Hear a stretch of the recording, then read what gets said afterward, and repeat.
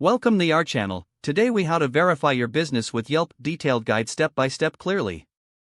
To verify your business with Yelp, start by visiting the Yelp for Business page. Click on the Get Started button to begin the process. If you already have a Yelp account, log in using your credentials. If you do not have an account, create one by filling in the required information. After logging in, search for your business in the provided search bar. Select your business from the list that appears. If your business is not listed, click on the Add Your Business to Yelp option. Fill out the necessary information about your business, including name, address, phone number, and category. Once your business is added, proceed to the verification step.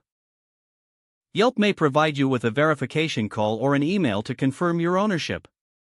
Answer the call or check your email for the verification code. Enter this code in the designated field on the Yelp platform. After successfully entering the code, your business will be marked as verified.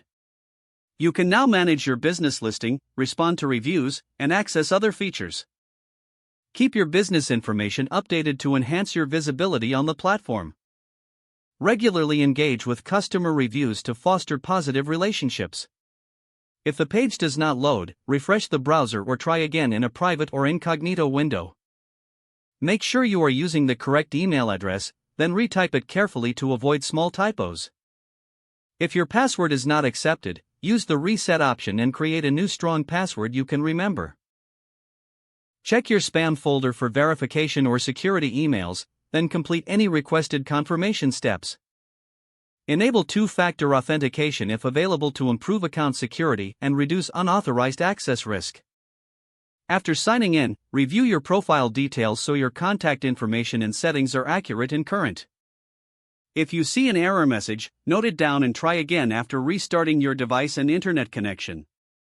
Log out when you finish, especially on shared devices, to keep your account and payment information secure. If the page does not load, refresh the browser or try again in a private or incognito window. Make sure you are using the correct email address, then retype it carefully to avoid small typos.